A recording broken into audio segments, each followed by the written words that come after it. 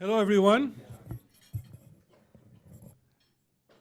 Thank you so much for coming to the Peter Green Lecture Series organized by Middle East Studies. My name is Bishara Dumani.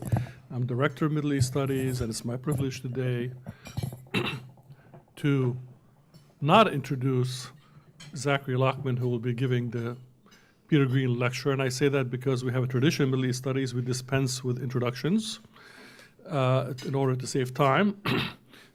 You've all received the invitation with the bios and other information that you need. About that, you could also go to our brand new website, which we just revamped, to find out more about this and other events that we're doing, including a big kickoff event tomorrow for the Mellon Sawyer Seminar on Displacement that we've been awarded. It'll be called Concepts of Displacement. It'll take place at the Kogut Center starting at 2 p.m. It'll go until 7.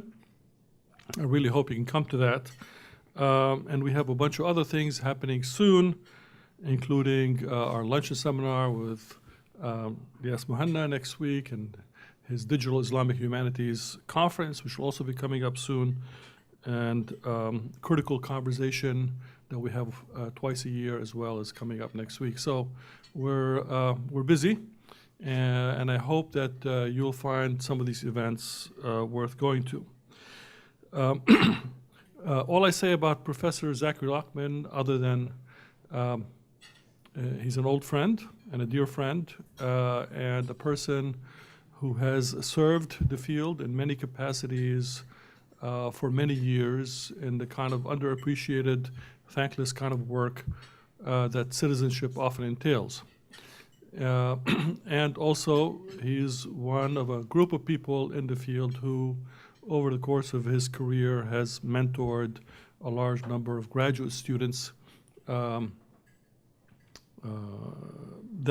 have since shaped the field and mentored many students of their own. I want to say that this event is being recorded and photographs will be taken, so that should be duly noted. And I'll only say one word about the book, which just came out and that I'm teaching in a class this semester, and there'll be copies outside for you to purchase and get signed. Field Notes, The Making of Middle East Studies in the United States. And that is, it's a great companion book for his other book, Contending Visions of the Middle East. I suggest very strongly you read them both together. And is part of a growing set of discussions in this country about the very kind of the specific and unique circumstances of knowledge production about the Middle East, and yet in many ways it's similarities to the development of area studies in general. The title of today's talk is Adventures in Field Building on the History of Area Studies / Middle East Studies in the United States. I'm very curious to know why the word adventures was used. Often it seems more like hell, not a jolly place to just go out on an adventure. It's a very politicized, and sometimes people play for keeps in this field. So that might be something that might come up in a discussion later. So without further ado, please welcome Zachary Lockman.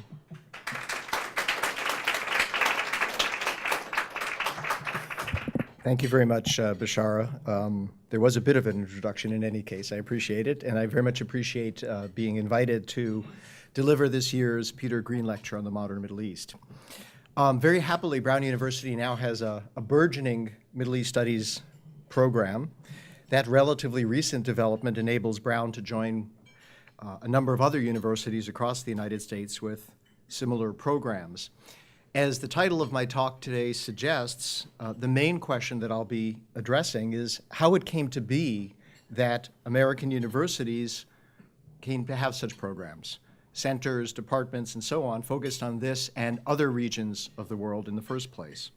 More broadly, how was it that a new set of academic fields embodied in new institutions and focused on specific regions rather than, as with the conventional disciplines, on one or another specific theoretical object came into being in the United States after the Second World War.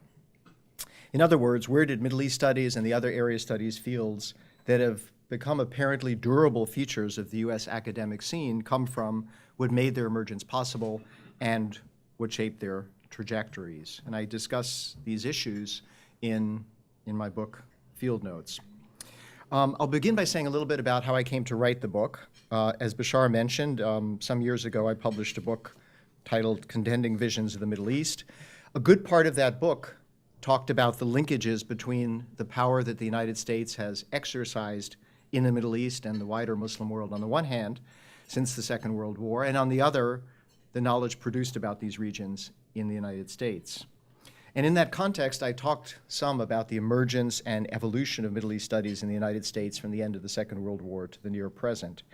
I focused most directly on what I called that field's politics of knowledge and the transformations which it underwent over the period since the end of the Second World War. So that overview included some discussion of the origins of area studies, but it was really focused on the development of Middle East studies, and especially its intellectual trajectory, including its engagements with Orientalism and with modernization theory in the 1950s and 1960s, and the critiques of those paradigms that made themselves increasingly felt thereafter.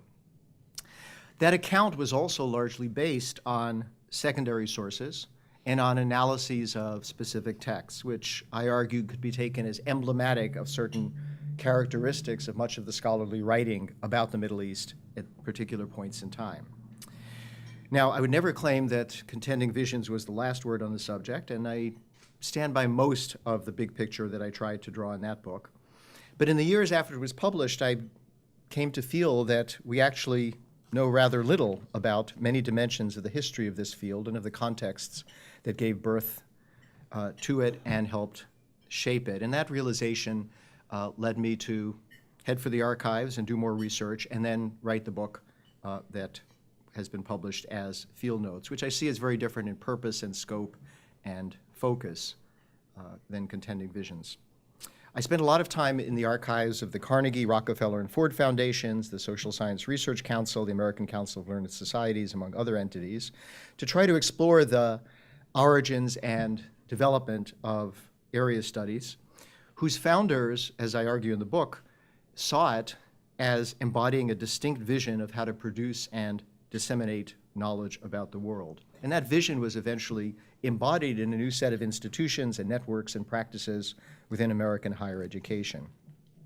Within that broader context, I focus on the history of U.S. Middle East studies, and I'm particularly interested in reconstructing the elaboration of what I term this field's infrastructure, the establishment of new academic institutions and programs, the provision of funding for new modes of research and training, the development of language training methods, materials and programs, library and bibliographic resources, and the launching of new academic organizations and networks, scholarly journals, and so on. To put it somewhat differently, my focus in this book is on field building. In other words, I try to narrate what I see as neglected dimensions of the construction and the trajectory of Middle East studies as an academic field, while situating that history in relation to the rise of area studies as a whole. I'll come back a little later to the specific part of the story that relates to the relationship of the rise of area studies to the development of the American national security state. It's been certainly a major issue and deserves further attention. Now, in this book, I don't actually devote a lot of attention to what scholars actually produced in terms of books or articles, conference papers, the intellectual content of the work, the theoretical paradigms and methodological presuppositions, explicit or implicit, that inform their work. And I made that choice for several reasons. For one, I've already written about that at considerable length in Contending Visions and didn't feel the need to say much more about it. But more simply, my priorities in this project lay elsewhere. I was trying to elucidate what I saw as the broader visions and rationales which underpin the development of area studies as a purportedly new and better mode of understanding the world outside the United States, and by extension of pursuing research and graduate training and undergraduate education. But I also wanted to try to understand the specific mechanics and logistics of field building, right? How one actually builds a new academic field, how these visions get manifested in institutions and funding streams, and the dilemmas and anxieties that inform these developments. So I spend a fair amount of time, for example, exploring such dimensions of the history of the field as the behind-the-scenes discussions and decision-making at the big foundations, which led to the grants which funded the new Middle East Studies centers, programs, and departments from the late 1940s. I discussed the work of the bodies set up to promote and lead the development of this field and the sense of mission that informed and, I argue, often got in the way of their work. And I look into the projects and programs and networks and institutions and organizations spawned in the field building process, including the formation and early history of the Middle East Studies Association. Along the way, I try to take a closer look at what went on at several of the university-based Middle East Studies programs, particularly Princeton, which in 1947 launched what was described as the first interdisciplinary Middle East Studies program in the United States. From a different angle, this project has been inspired by and has tried to contribute to the growing body of scholarly work that's been done on the funding and academic institutions, the academic networks, and the visions that have, in important ways, shaped the development of the social sciences and the humanities in the 20th century United States. I'm thinking here, for example, of the work that some have called Cold War social science, a bit problematically, I think, as well as the various scholarly studies of specific disciplines and fields and academic initiatives. Now, I'd like to lay out a few of the broader arguments that I try to make in field notes. I'll begin with the question of the origins of area studies. In most accounts, including my own and contending visions, it's the Second World War which is usually described as the midwife of area studies. That's a common metaphor.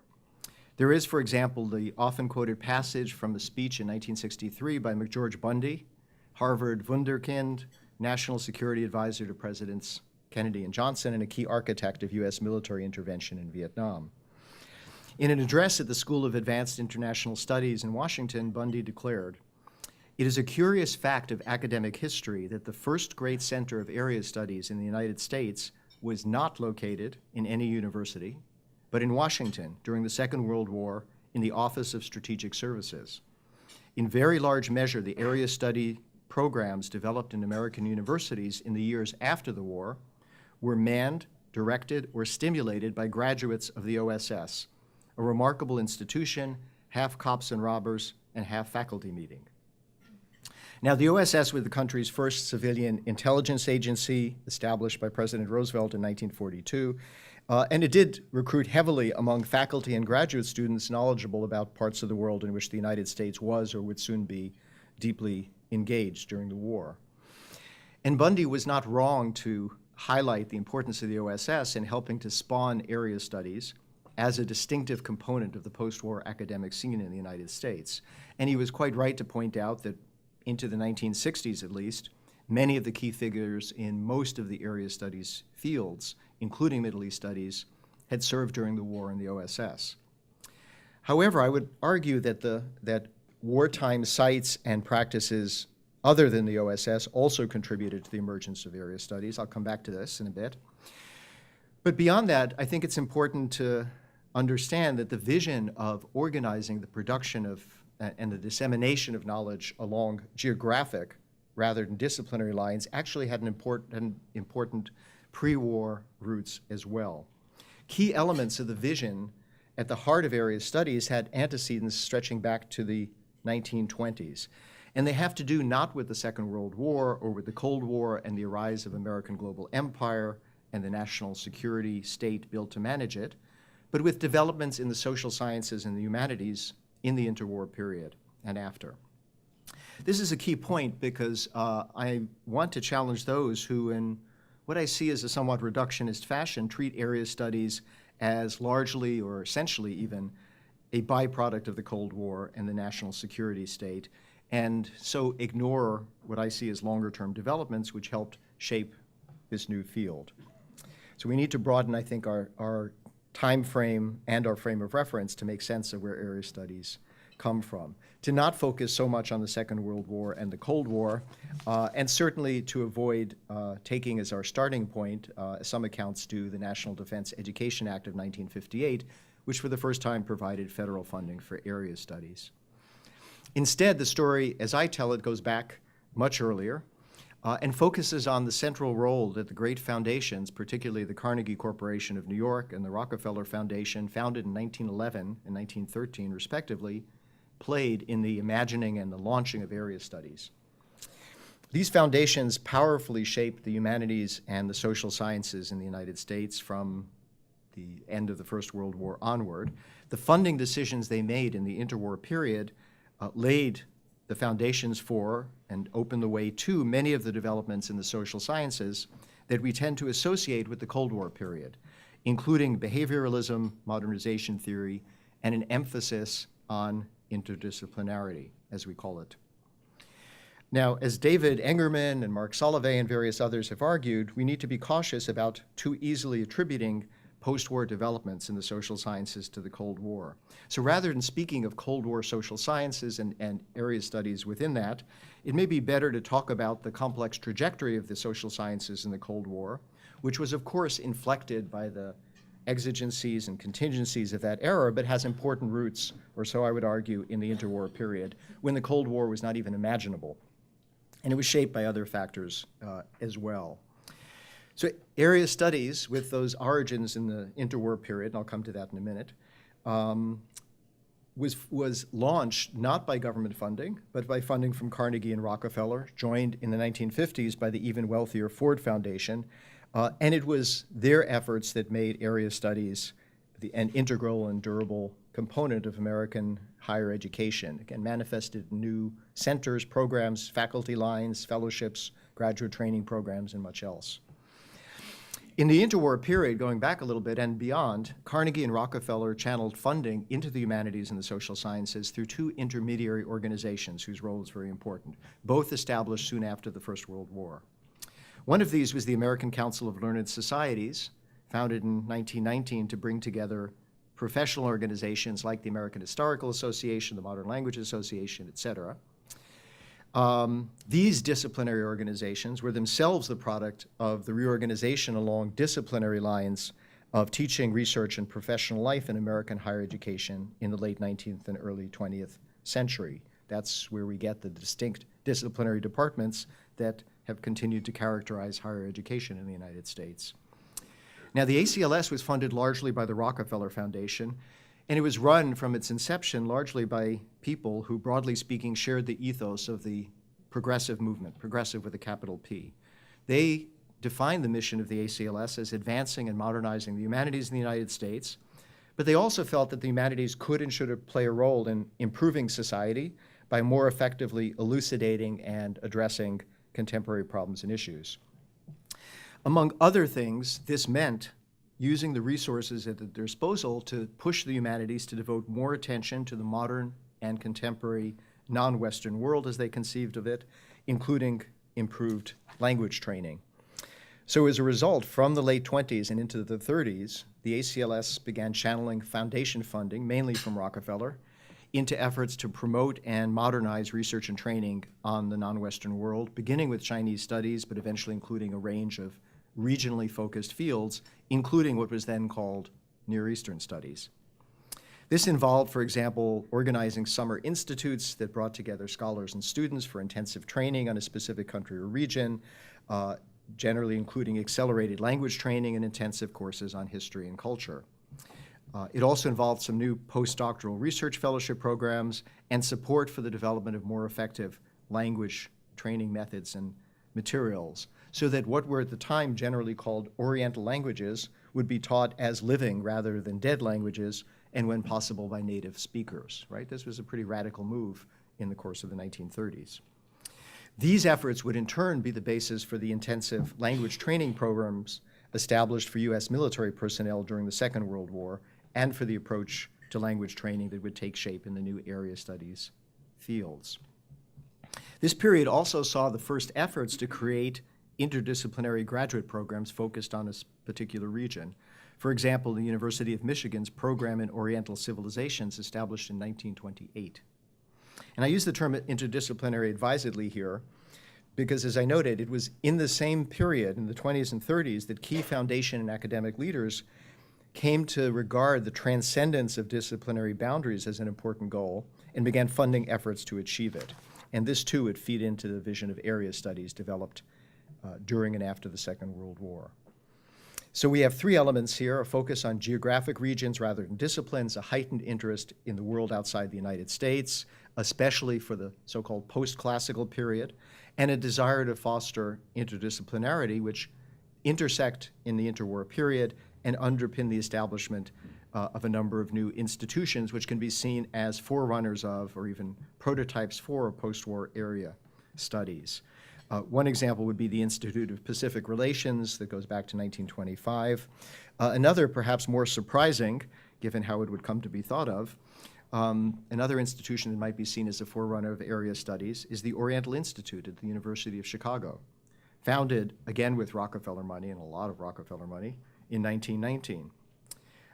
As Bruce Kuklek has shown, the Oriental Institute's founder, the famous Egyptologist James Henry Breasted, envisioned it as, and I quote, a means by which American Oriental studies would be transformed from what they had been, a primarily linguistic endeavor identified almost exclusively with ancient civilizations, into a historical discipline in which, and this is a quote from Breasted himself, art, archaeology, political science, language, literature, and sociology, in short, all of the categories of civilization, shall be represented and correlated.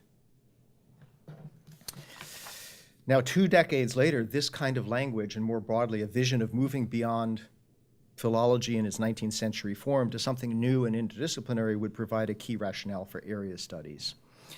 So, I'm making the argument that area studies does not emerge ex nihilo during or after the Second World War. It had some complex antecedents.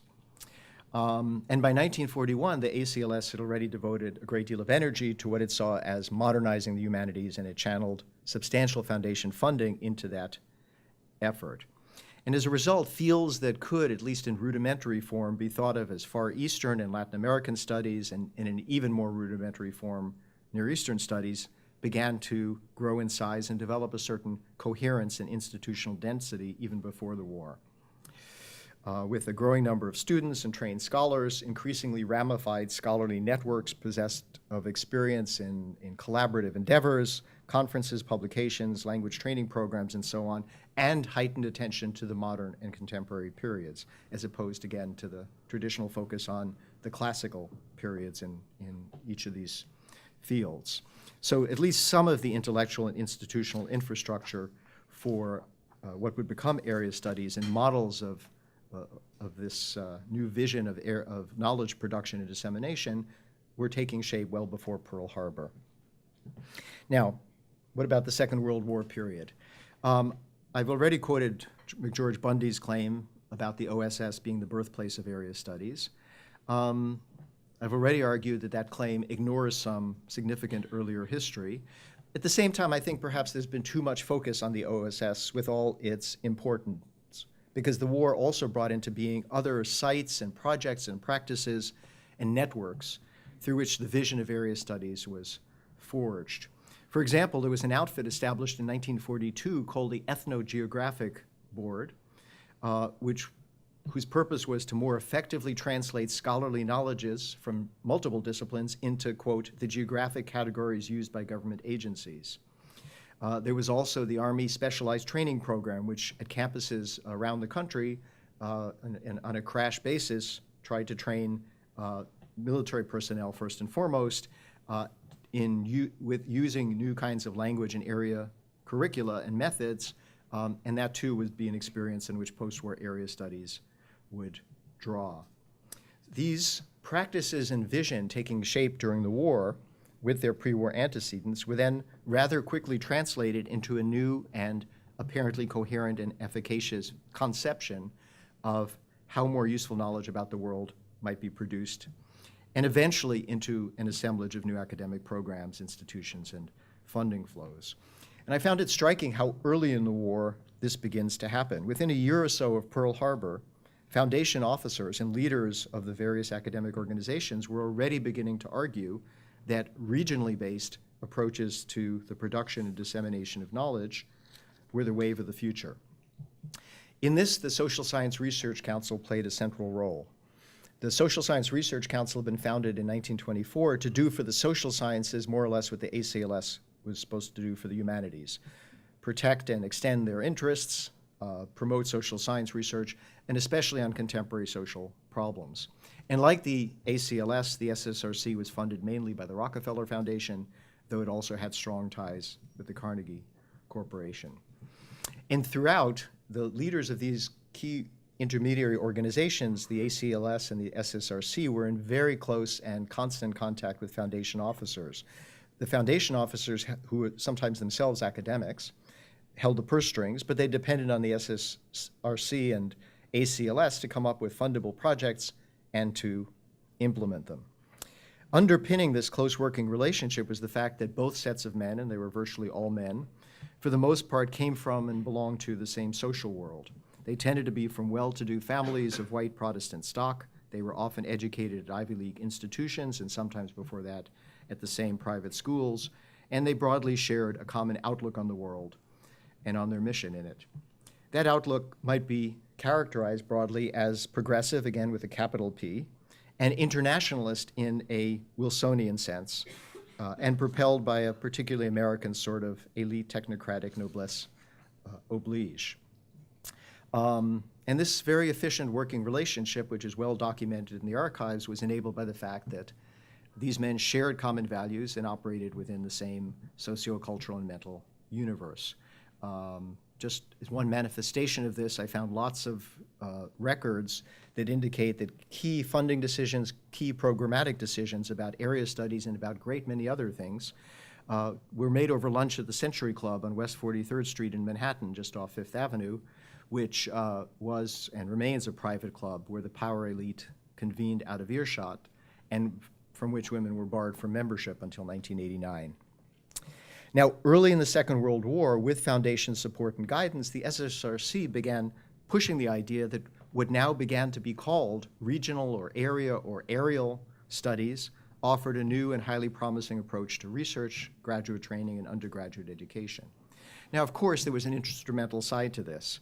It was understood that after the war, the United States would be a global power.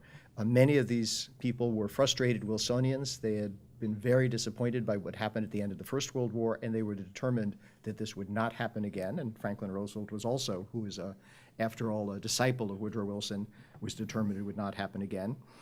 So the United States, they agreed, would need, as a June 1943 assessment of the prospects of area studies put it, thousands of Americans who combined thorough professional or technical training with knowledge of the languages, economics, politics, history, geography, people's customs, and religions of foreign countries. But there was more to it than that. Academic leaders also argued that the reorientation of knowledge production and dissemination along regional lines would benefit the social sciences, both by producing findings with a stronger claim to universality and by fostering something like what would later come to be called interdisciplinarity. A member of the SSRC staff put it this way in 1944. We have long been aware that the social disciplines have been provincial in their failure to check their experiences against those of cultures not under Western civilization. This kind of checking is very much needed, and he added, a regional focus may be one way of integrating the social sciences, effectively encouraging the interdisciplinary trend so long discussed. So here we can see the concept of area studies taking shape at a time when no one could have foreseen that the post-war era would be characterized by a decades-long global struggle between camps led by the United States and the Soviet Union. Now, of course, this emerging vision did certainly have something to do with concerns about the role of the United States in the post-war world, and with training scholars and students and others better able to make sense of it in what many in these circles hoped would be an era of decolonization. There was a great deal of hostility to the British and French and Dutch colonial empires in the United States. But I don't think that should lead us to reduce area studies to a Cold War form of knowledge, as has been done. Now, of course, once area studies was up and running, from the late 1940s, owing to the very large sums that Carnegie and Rockefeller and later the Ford Foundation gave to universities across the United States, there were certainly scholars who sought to produce what would later be termed policy-relevant knowledge. And some of the area studies, especially those for Russian and East Asian studies, thrived early on contracts from military and intelligence agencies. But it seems to me that the research pursued by the vast majority of scholars in these fields was not particularly shaped by the needs of the state. And eventually, scholars and students in many of these same fields would develop radical critiques of their own fields and what they saw as the complicity of some of their colleagues with the state. Now, to make this point is not to diminish the reality of university and foundation complicity with the American national security state during the Cold War and after, or to relieve anyone of political responsibility for their actions. It's simply to insist that we be careful about reducing area studies to a Cold War form of knowledge. And again, it was the foundations which turned this concept, this vision, into reality in the form of institutions, not the U.S. government, which only got into the act again relatively late at a time when these fields were up and running. Of course, this new funding stream was very important in sustaining it, in developing it, in spreading it to other universities which probably would have never had area studies centers without Title VI funding, but the basis had been laid. The Ford Foundation alone spent something like $250 million on area and international studies, very broadly defined between 1953 and 1968. And again, it was foundation officials in collaboration with the SSRC especially, which formulated the vision underpinning area studies. So it was really someone named John Gardner, who at the time was a Carnegie Corporation staff member, later its president, later Lyndon Johnson, Secretary of Health, Education, and Welfare, who traveled around the country in 1947 making decisions about which universities would get area study centers in which particular fields. The result was, certainly by the late 50s, there was a pretty ramified network of area study centers already established, again, before the U.S. The U.S. government gets into the act. Now, in the process, foundation and academic leaders grappled with the question of what area studies should be. And there were some multiple visions of what that might be, conflicting visions. The ACLS tended to see area studies primarily as a way to enhance language training and give undergraduates a better understanding of the world, especially the non-Western world. It'd been doing this for a long time, right, since the late 1920s. In contrast, the SSRC, with support mainly from Carnegie, saw social science research and graduate training as the top priorities. By the early 1950s, the SSRC's vision had emerged as the dominant one for various reasons, and it was the SSRC which really, with Ford Foundation funding from the 1950s, oversaw the development of area studies from that point on. Still, defining what area studies should be and what it should seek to do remained a fraught question. And this issue generated a lot of anxiety, which would plague Middle East studies and the other area studies fields for decades. This is something that key figures, including scholars and academic entrepreneurs associated with the SSRC, grappled with. They were convinced early on that, like the disciplines, area studies needed a theory and a method of its own, something that would give it intellectual coherence and guide the research agenda of the emerging regionally focused academic fields. And they struggled mightily to figure out what that might be. Early on in the 1940s, the late 1940s, their search for a method led them to look to several current research projects which they hoped could serve as models for the new field, would help them figure out what area studies could be, would yield a conceptual and a methodological paradigm for this new mode of knowledge production. So, for example, at the very first national conference that brought together leading figures from all of the area studies fields in November 1947 at Columbia, there was a lot of excited discussion about the Puerto Rico Social Anthropology Project. Now the anthropologists here may know about this. It's a classic episode in the field's history. This was an in-depth study of the population of Puerto Rico, especially its rural majority, which had just been launched, presided over by Julian Stewart, one of the period's preeminent anthropologists. Actual field work in Puerto Rico was carried out by several students, graduate students at Columbia, the best known of whom were Sidney Mintz and Eric Wolf.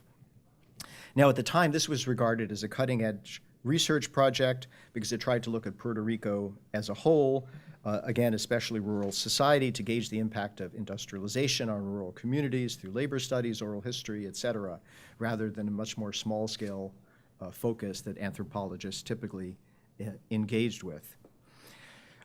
So the kind of theoretical and methodological problems which this research project, was grappling with for Puerto Rico seemed to the founders of area studies at the time very much the problems that area studies writ large needed to confront and needed to resolve. So there was hope that this kind of model, and there were other models talked about at the time, would blaze a trail for this new field in formation. It gradually became clear that neither this project nor others offered suitable models for regionally focused research. And generally, by the early 1950s, most of the social scientists who'd played a key role in elaborating area studies had largely given up on coming up with a theory and a method for the new field. They tended increasingly to operate as if area studies was whatever they happened to be doing, and that sense of urgency about finding a coherent paradigm tended to dissipate for a lot of people. Nonetheless, the relationship between, or the question of the proper relationship between area studies and the disciplines would continue to vex people in this field for decades to come.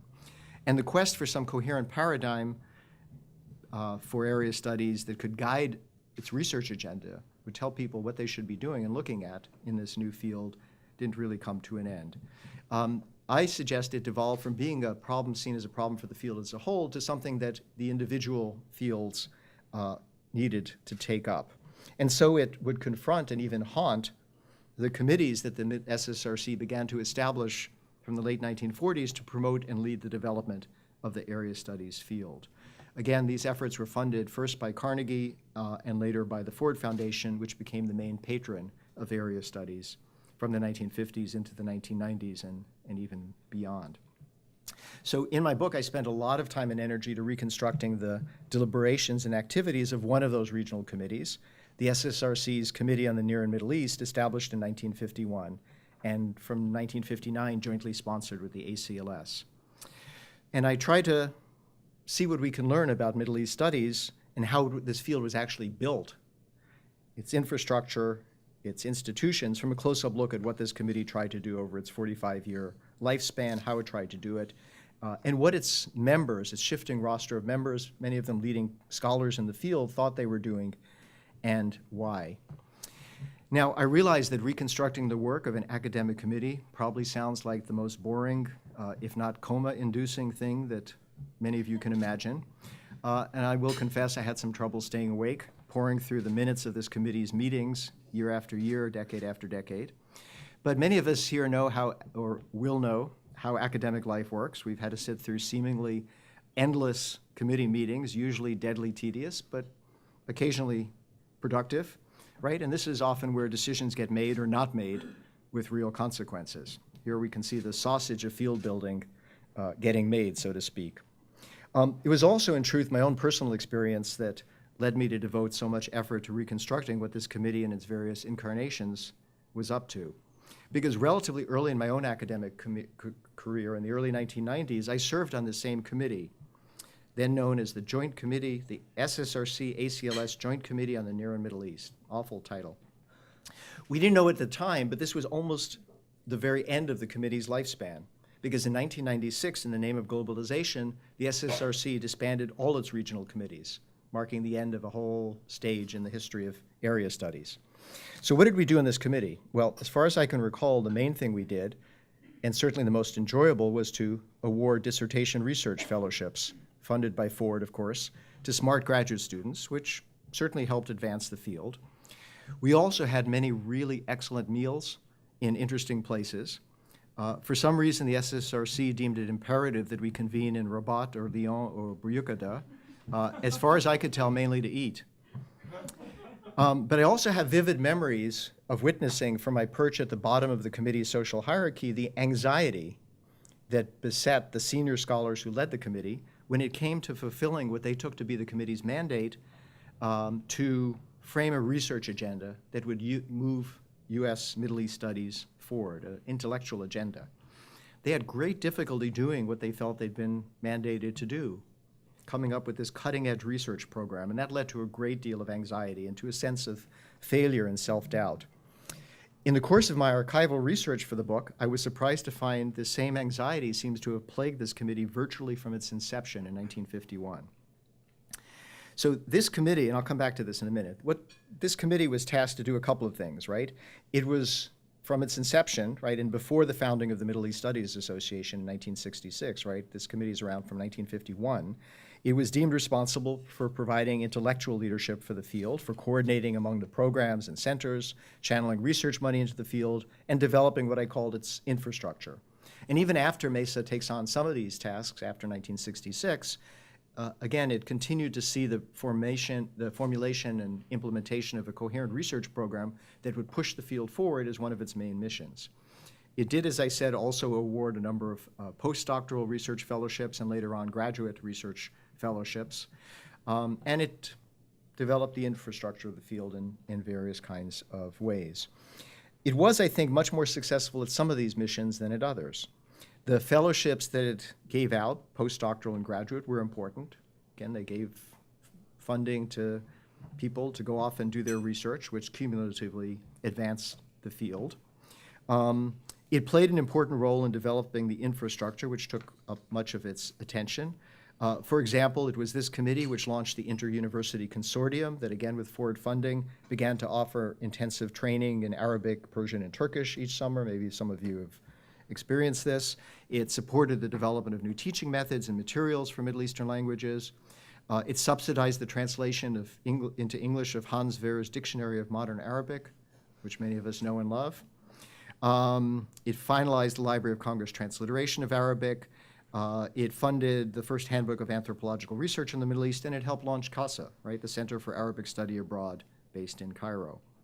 Last but not least, it was this committee which oversaw the founding of MESA in 1966. And it's no coincidence that the Princeton sociologist Mauro Berger, chair of this committee, ends up as MESA's first president. So in many ways, it played a critical role in getting Middle East studies up and running as a nationwide academic field. But then, again, what about that other mission, right? To formulate and implement a coherent research program for the field, to determine where the cutting edge was and push it forward. This is a task at which the committee, from its inception to its disbanding in 1996, was not very successful at fulfilling. And I suggest that this lack of success generated a great deal of anxiety, a widespread sense of inferiority among even leading scholars in the field, a sense that Middle East studies was intellectually backward, not up to speed with the other area studies fields and with the disciplines. Let me give you a couple of quotes from the archives. Here, for example, is the chair of the SSRC Committee on the Near and Middle East addressing his fellow committee members in September 1953, just 2 years after the committee was formed. Have we any more reason for existence? Have we as a group shot our bolt, contributed all we can to the development of Near Eastern research in America, and are content and remain content to carry on through our individual work, teaching, and contacts? If so, let's disband or have the SSRC disband us. If not, where do we go now? Frankly, I have a guilt complex. I am unhappy with how little we have accomplished. Here he is again 1 year later. Frankly, I see no reason for our existence, unless we, as a group, endeavor somehow and immediately to inventory that basic research which must be done, and somehow run the risk of determining priorities. I jump ahead to May 1962 in a quote from the minutes of the committee. One member summed up his impression of the discussion, saying that while the Joint Committee had accomplished a great deal in the past in the services it had performed and projects it had undertaken, it appeared to him that the Joint Committee had no very clear idea of what it might do in the future other than administer the grants program. A year and a half later, the committee's chair thanks the SSRC for relieving him of his position and declares, "Last year I felt it difficult to keep the discussions on a realistic track and did not myself have the imagination sufficient to combine realism with vision." February 1968, a committee member, a leading political scientist, declares, "I am particularly struck by the dearth of new talent coming into the field. While very gifted graduate students have been entering the various disciplines of African studies in large numbers in recent years." Is that a diss or what? The Ford Foundation would like the SSRC to exert some positive leadership rather than just passively distributing funds to individuals who come forward. 2 years later, a committee member writes that the working papers that had been presented to the committee to help it try to formulate a research agenda were promising, quote, but it certainly seemed that from the Monday discussion that they are destined to be placed in the same dead file with several other tangible suggestions put forward in the past. A few months later, a committee member tells his colleagues it's time the committee stopped berating itself for its failures, et cetera. I can multiply the quotes. And finally, in 1980, in handwritten notes after one of a long series of meetings about the state of the field, in which the committee brings together scholars to try to, again, come up with some coherent understanding of what the field is, what its needs are, what a research program should be, the SSRC staffer for the committee adds his own comment, quote, dilemma, ineffectiveness of 20 years of work from an area studies approach in producing quality research. So what was going on here? So as I see it, for many decades, many of the committee members, and especially perhaps the political scientists among them, found themselves stuck. They'd been appointed to this committee in large part to fulfill the SSRC's mandate that they formulate and implement a research agenda for the field. Over their shoulders, as they see it, loom the disciplines, each of which seem to be neatly and happily organized around the investigation of some coherent object, right? The political system for the political scientists, society for the sociologists, culture for the anthropologists, and so on. Meanwhile, they're convinced that their disciplinary colleagues were making wondrous progress in sharp contrast to their own failures, right? So in the 1950s and 1960s, as they look around, one set of political scientists is elaborating modernization theory, while others are busy turning their discipline into what they envisioned to be a proper behavioral science. Into the 1980s, leading social scientists studying the Middle East held fast to the belief that somewhere out there, just over the horizon, there was a useful interdisciplinary paradigm for their own field that could inform a research agenda they're supposed to develop. Yet somehow that paradigm always remained elusive, out of sight, despite endless workshops and conferences on the state of the field designed to convene to achieve that breakthrough to something like the theory and method of area studies that the founders of the field had envisioned 3 decades earlier. Of course, it never happens. This committee never fulfilled its mission of developing a coherent, much less interdisciplinary research agenda for the field, rooted in some clearly defined theoretical paradigm. And in fact, by the 1980s, it becomes clear that this quest is not only unattainable, but profoundly misguided, right? I won't go into detail, but if we think about what goes on in the long 1980s, so to speak, Middle East studies, like many other academic fields, is profoundly altered by the transformation sweeping the humanities and to an extent the social sciences as well. The impact of feminist theory and of women's and then gender studies, the encounter with post-structuralism, the linguistic or cultural turn, the rise of fields new to American academia, like post-colonial studies and cultural studies, changing demographics within the field. All of these and other developments powerfully changed the intellectual landscape of the area studies fields. But they also affected many of the disciplines, right? As people questioned the coherence of what each discipline traditionally specified as its object and the boundaries between them. Now, if the coherence of the disciplines is put into question, what plausible basis is there for insisting that an area studies field should have a coherent object and a corresponding methodology? And these questions magnified the impact of the powerful critiques of Orientalism and modernization theory that had been underway by that point for at least a decade and a half. In fact, by the 1970s, it had become clear that the modernization theory project was an abject failure, and that behavioralism had also not delivered on the promises made for it. Now, many political scientists responded to these failures by embracing paradigms and methods derived from economics. The upshot of all this is a reconfiguration of what had long been seen as the troubled, the vexed relationship between disciplines and area studies, along with the sprouting of new visions of interdisciplinarity. But another consequences was the fading away of the expectation that Middle East studies or the other area studies field or area studies in general could or should or would produce some theory or method that would specify its parameters and shape its practice. Now, in reality, of course, this had always been mission impossible. The attempt to formulate and implement a coherent agenda for the field is sort of like trying to herd cats.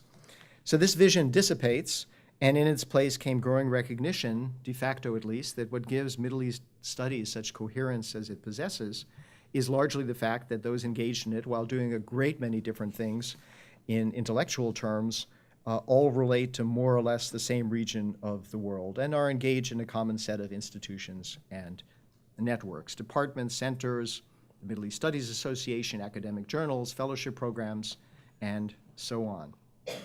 In other words, recognition that beyond its common geographic focus, the field has an essentially institutional and perhaps social rather than an intellectual basis. The eminent China scholar John K. Fairbank put it nicely, I think, in his memoirs, where he offered this perspective on area studies from the 1940s into the 1980s. For a time, he said, there was a mystique attached to area studies, an assumption that a combining of disciplines would somehow produce a super discipline, a new intellectual grasp. In the end, one had to agree, area study was not a new discipline of organized principles, it was only an activity, something one did. This recognition, whether explicit or implicit, has, I think, helped set the stage for the intellectual flourishing of Middle East studies in the last several decades. And it's enabled the field to, at long last, free itself of the chronic sense of intellectual backwardness and exceptionalism and inferiority and isolation that had once been so widespread among its senior figures. Over the last several decades, scholars in this field have produced a lot of outstanding work that's both disciplinarily grounded but also happily interdisciplinary, and many, probably most, are deeply engaged with intellectual currents and debates across a range of fields.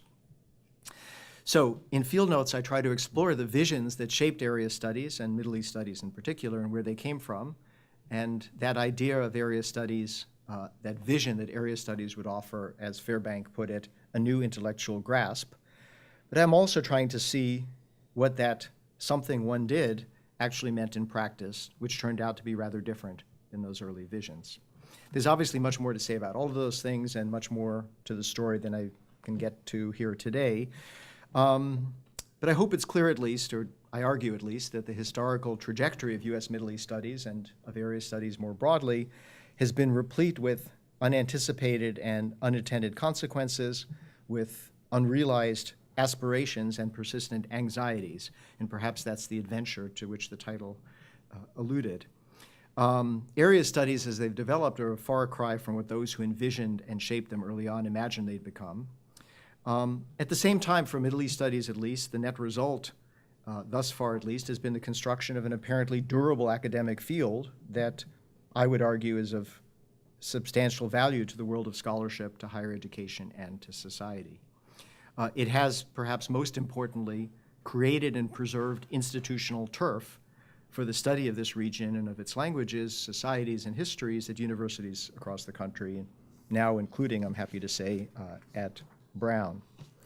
At the same time, as you also certainly know, Middle East studies is an embattled, even besieged field, with scholars, students, teachers, centers, and universities often subjected to harassment and pressure by well-funded organizations based outside the academic world seeking to further their political agendas.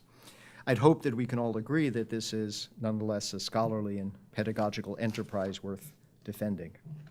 Thank you.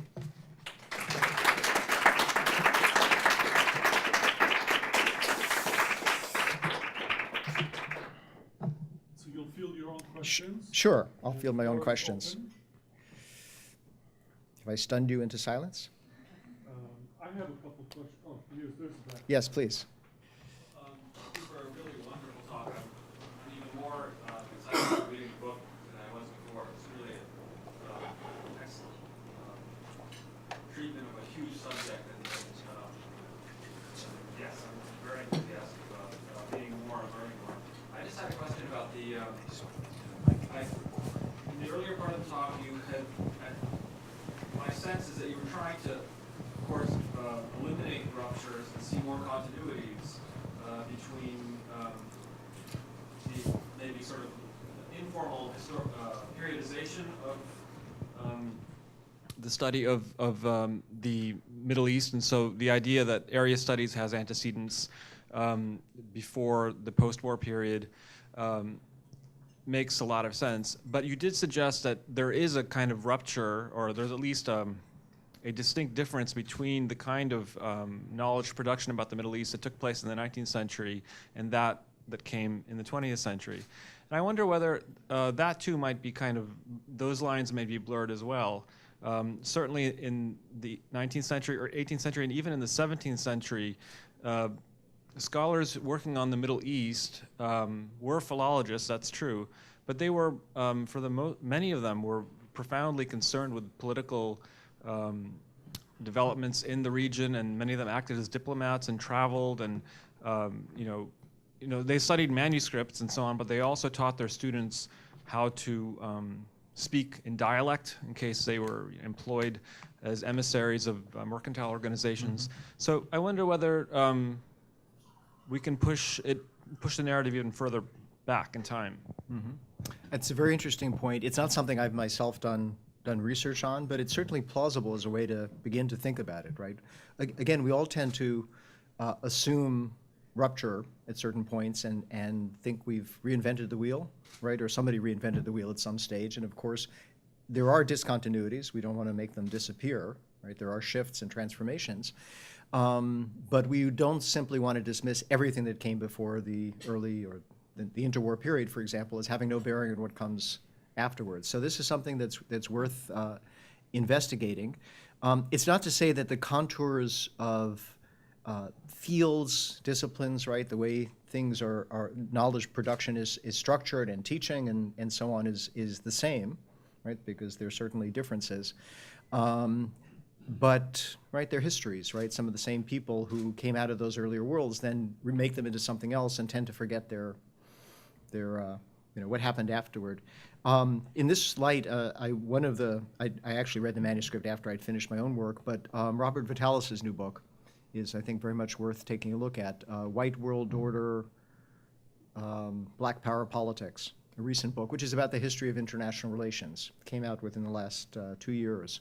Very interesting book, and he shows, by going back before international relations now declares itself to have begun, to show how this field in its origins in the late 19th, early 20th century was about race and empire. But that story got made to disappear. So again, it's by way of agreeing with your point and suggesting there's interesting history here that's worth looking at. One thing I've always been curious about, for example, the main journal that in the United States, of course there were journals, the American Orientalist Society, right, people associated with it, focus on the Bible lands, right, largely ancient history, but some on Islamic history as well. But the main journal that actually, from early in the 20th century, began focusing on the Muslim world was the journal The Muslim World, right? Published out of the Hartford Seminary with a clear missionary impulse on the one hand. On the other hand, it was very interested in the contemporary Muslim world in a know your enemy kind of way. I allude to it very briefly, but right, this is something which is worth looking at more because it was producing people who had some knowledge. That knowledge didn't disappear, and we don't want to simply relegate it to the dustbin of history. We want to understand it more fully to try to really elucidate the genealogies of these fields. Please, you. No, right? No, right, you, yes. Sorry, please. Thank you for your talk. I guess I sort of want to address the elephant in the room about Middle East studies in the contemporary climate. And as an alumna of a Middle East studies department, when graduation was imminent, basically the jobs that were readily available to us as Middle East studies graduates were to work in the government or to work for an oil company.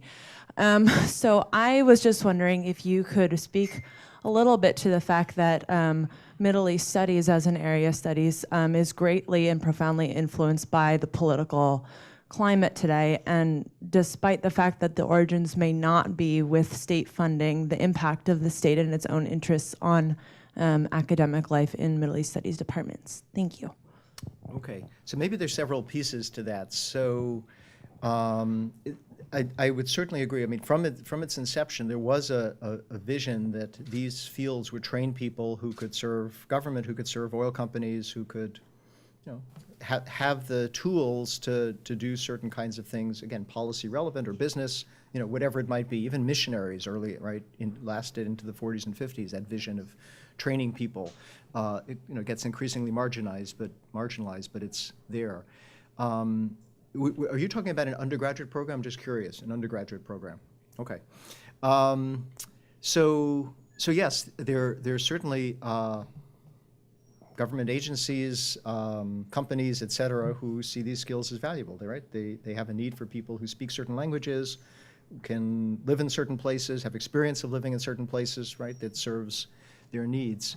I guess I'm just trying to be cautious about not extrapolating from that to say this is what these fields are entirely about, right? And I suspect that the faculty you studied with would be a little horrified to think that that's basically all they were doing, right? Training people who could then go to work for, I don't know, Aramco or the CIA or the NSA or whatever it might be, right? I imagine they thought of themselves, at least, and maybe self-delusion, as, right, endowing you with these skills and knowledges for you to go off and, you know, do whatever you do, but not in a narrowly instrumental kind of sense. So that's a real dimension. I'm not suggesting it can go away, right? It's there. Whether it's still effectively the rationale or let me put it differently, it's not clear to me that if that was the rationale, the government got its money's worth, right? So in a way, some of the right-wing critics of Middle East studies, they have a point, in a sense, right? When they say that the point of Title VI should be to produce people to serve the state, right? Now, I don't think that's the case. The law actually doesn't say that, right? It was put much more broadly in 1958, and it's been put much more broadly ever since. It's a good thing to have people who know something about other parts of the world, who study their languages, whatever they end up doing, right? It's good in a broad social sense, even if some percentage of them may go off to work for the government or, again, American businesses in the Middle East or in some other part of the world. Yeah. I guess Please. just to clarify a little bit, I guess I wonder if you could speak to sort of this revitalization of Middle East studies departments as a result of the political context in Okay. terms of students Sure. enrolling in Arabic classes and more students becoming concentrators because of the contemporary situation. Yeah, absolutely. So the post 9/11 period certainly saw a big boom in people studying Arabic, right? And some of those people were doing it to, as they saw it, serve their country, right? Going to work for the government, you know, whatever it might be. So of course, these fields, like all fields, are not insulated from wider kinds of things. It's also the case that higher education in the United States is in a bad place in terms of funding, in terms of expansion, right? So other kinds of opportunities are less easily accessible, right? Hiring by universities, right, or graduate programs, right, are often contracting or underfunded, right, as opposed to the 1950s and 1960s and maybe into the 1970s, right? There's a period of retrenchment, cutback, right, financial pressures, which also foreclose opportunities for people in lots of fields, right? And it's why certain fields are not doing very well, right? Undergraduate enrollments in history, I don't know about Brown, but at lots of universities are down a lot, right? People don't see it as, in a time of economic recession, as very useful or practical, as opposed to other fields. So there, I'm not for a moment trying to suggest that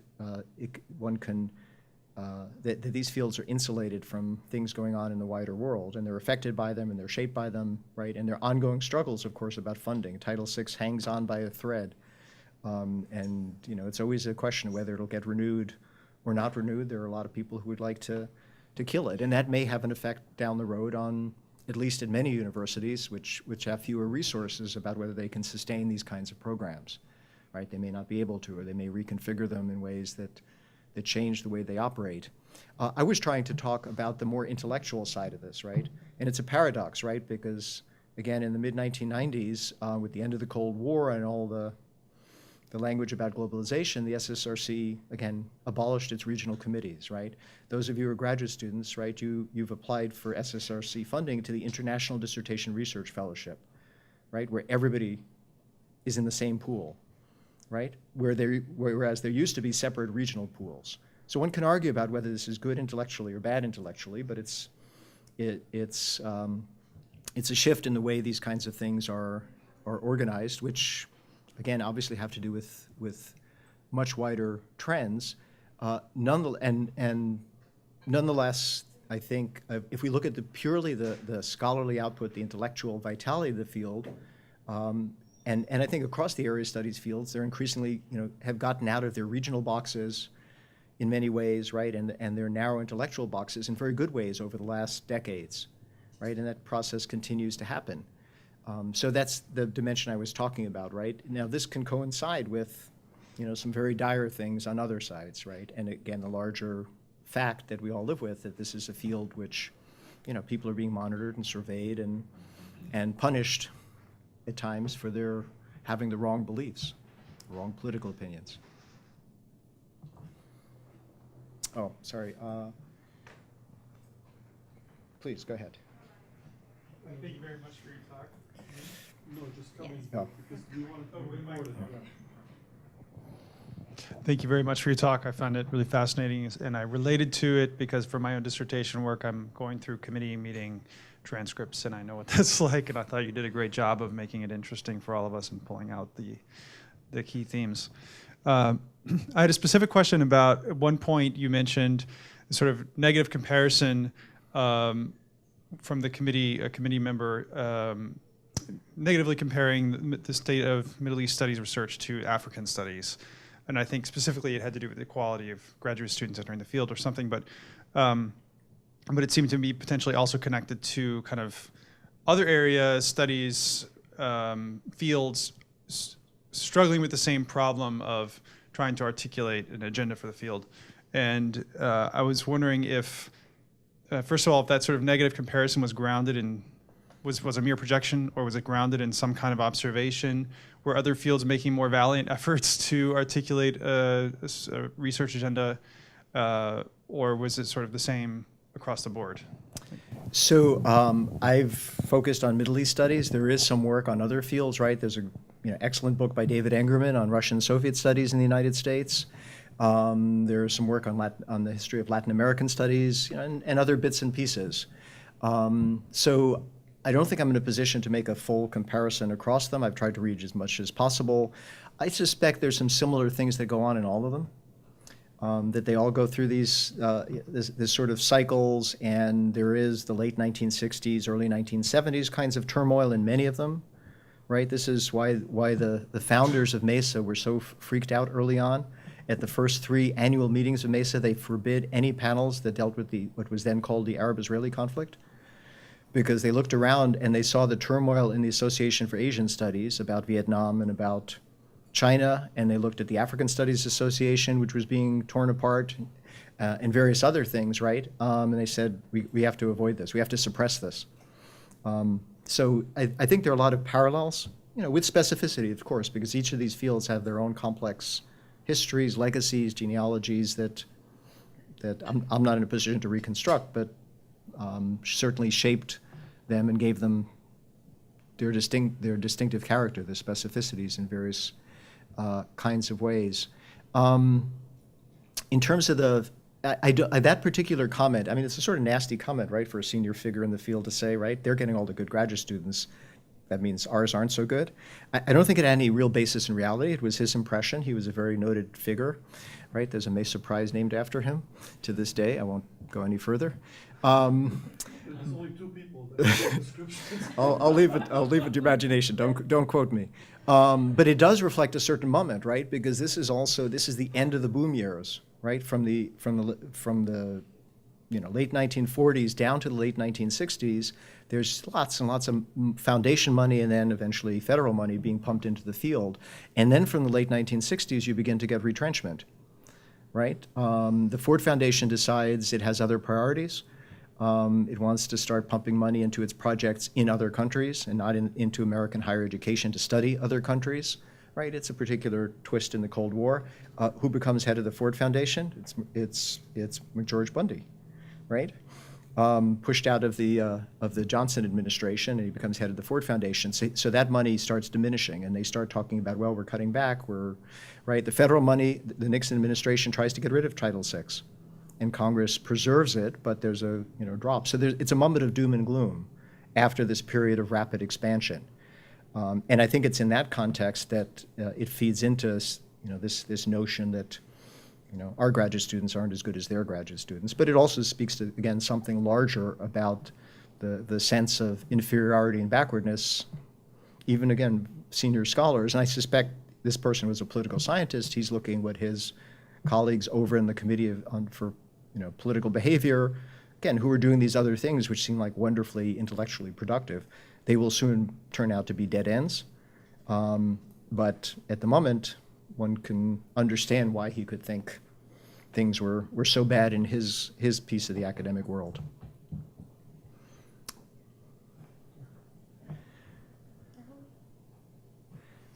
Sorry.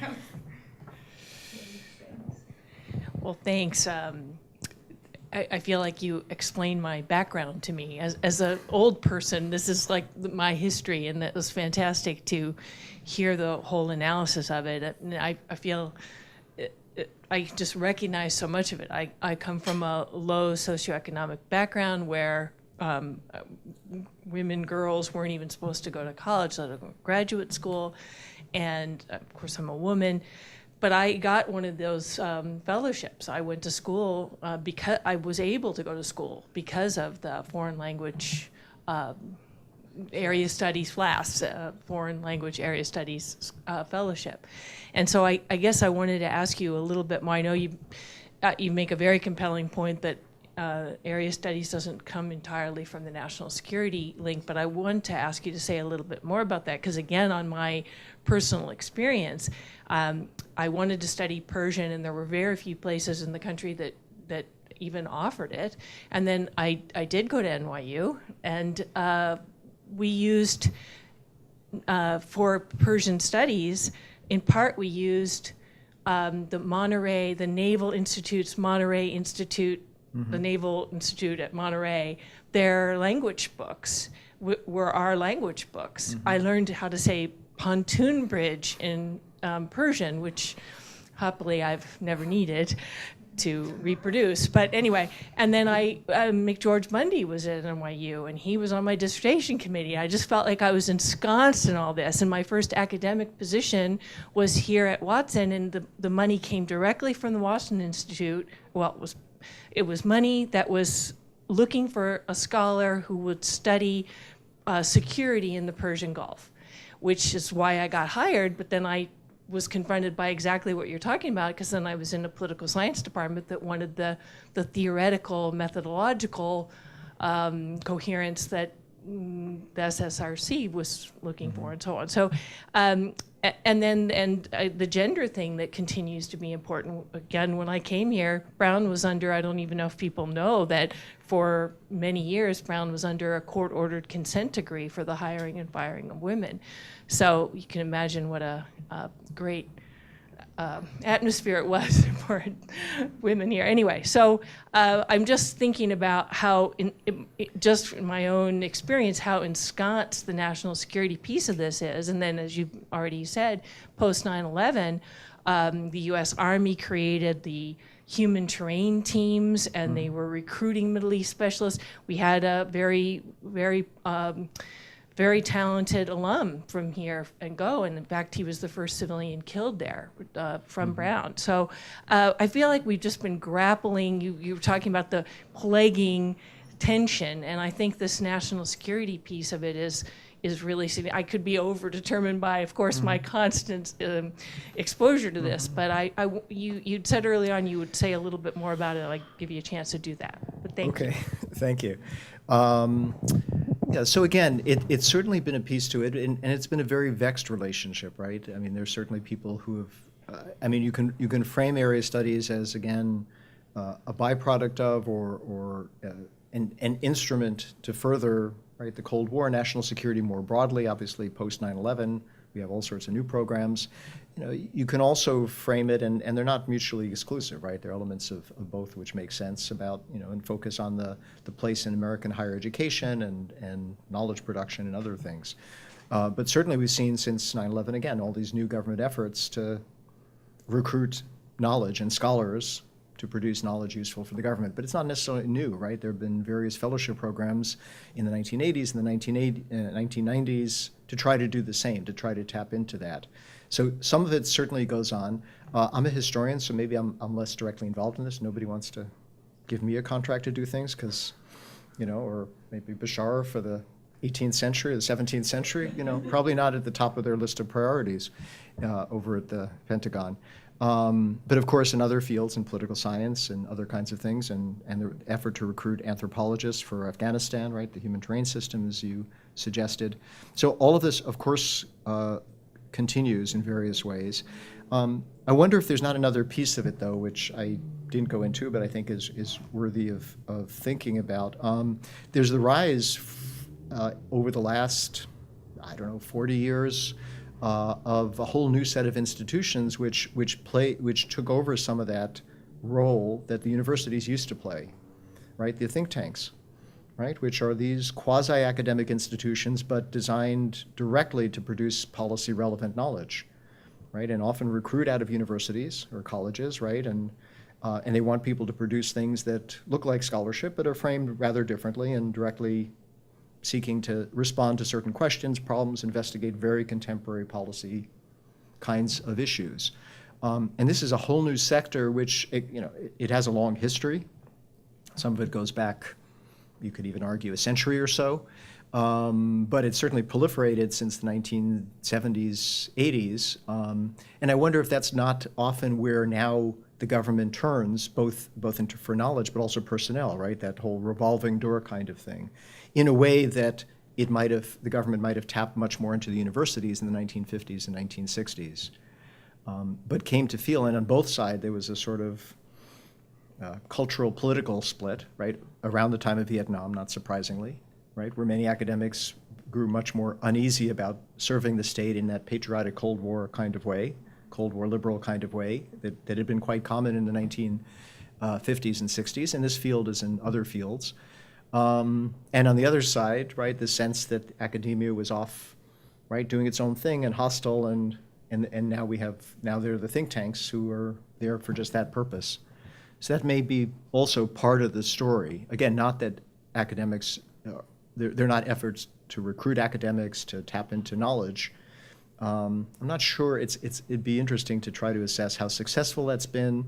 Right, a lot of anthropologists were very unhappy about the human terrain system. And belatedly, even the psychologists are unhappy about the fact that some of their leading figures were involved in torturing people. I don't know why they didn't quite figure this out at the time, because everybody else did. But now they're embarrassed about it. So there's, there are continued tensions about these questions.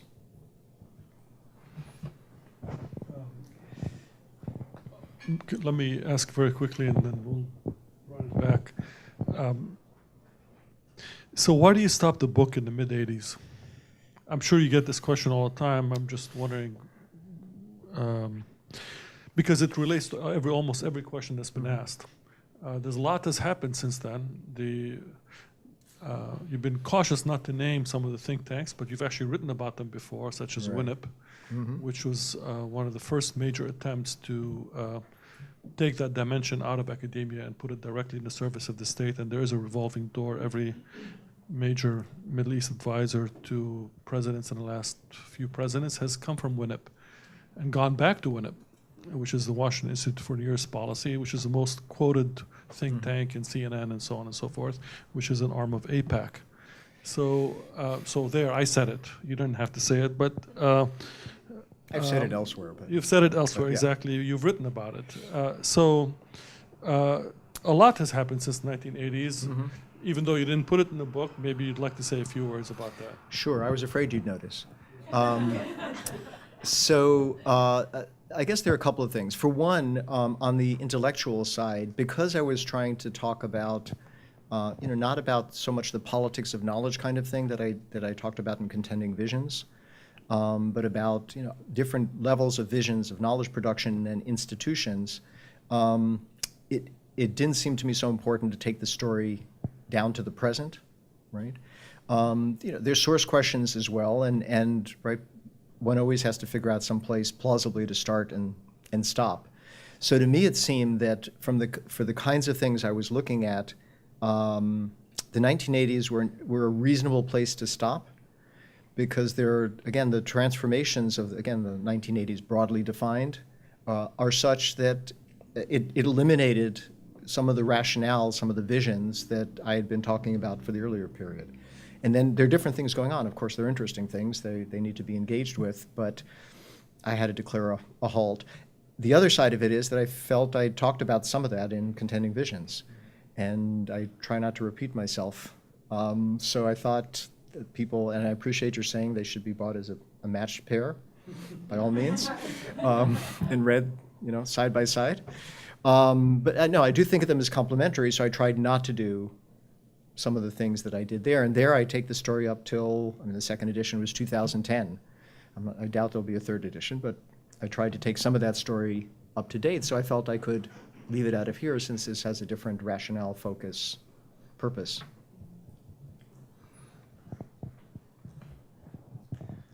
Hey, Professor Lockman, thank you so much for your talk. I just wanted to ask you actually something that also that I thought about when you mentioned the African studies comment. I wanted to ask, I feel like at least in my brief experience, or exposure to different Middle Eastern studies departments, I've noticed that there is some dialogue or scholarship that works between or brings together say Middle Eastern studies and South Asian studies, or Middle Eastern studies and Central Asian studies. But I feel like at least from my anecdotal experience, I've rarely seen much work done between Middle Eastern studies and African studies. And I'm wondering if that's something that, based on your knowledge about the history of the field and it's where it is now, if you feel like that's an accurate assessment, and maybe if that is true, why that is, and if there's something to be gained from opening that up more. Sure, I'm sure there are things to be gained. Maybe part of it, and I'm speaking from ignorance here. African studies, it's always seemed to me, has a problem too, right? Because it's defined as being about a continent, but it's really about Africa south of the Sahara, right? By and large, right? The Maghreb is sort of in a complicated position in relation to African studies often, right? And that's what it gets annexed to Middle East studies, right? So there are lots of questions about boundaries here. I think that's my understanding of at least how the field works in the United States. So there are tensions there, right? Of course, the definition of the Middle East as such, right, or the Middle East and North Africa, or MENA, as the political scientists like to say, has always been sort of fraught, and people are increasingly challenging those kinds of things. Again, my knowledge on this is limited, but it seems to me people are doing lots of interesting work about connections in different kinds of directions. Now, there's still institutional questions, right? Can one do those kinds of things in the framework either of a MESA or of an African Studies Association, right? It may not be quite comfortable, but we don't have other containers to do them in. But it seems to me people are trying to do those things, right? Look at different kinds of networks historically and in the present, and the movement of people and commodities and ideas, right, along different kinds of ways that cross those kinds of boundaries and overcome the initial vision of the space that Middle East studies or African studies or South Asian studies were defined to encompass. So intellectually, I may be wrong, but intellectually it seems to me some of that is happening, perhaps not as fast as it should, perhaps not as effectively as it should, but at least people are open to this and talking to each other in new kinds of ways, or so I'd like to believe. Maybe this is an overly optimistic vision, but of course there are lots of lacunae, there are lots of gaps still to be overcome. I recently read, I don't remember the author, Crossing the Bay of Bengal.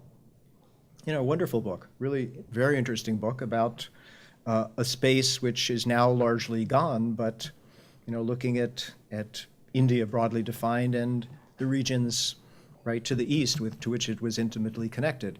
So area studies stuck some of that region in something called Southeast Asia, which historically had no real existence, right, and lumped together places which were very different from one another, and so you get these South Asian scholars. Benedict Anderson talks some about this in his memoirs recently, a very interesting book, and he talks also about area studies, and as he experienced them as a student and then as a professor over a very long span. But people are, again, through this kind of work, questioning those things and trying to explore different ways of slicing up the world that produces different kinds of knowledge. So I'd like to hope this will increasingly happen between these fields. I think we'll need to stop here because there's still time to talk to Professor Lachman and also buy books if you want, which will he'll happily sign. Thank you very much for coming. Thank you.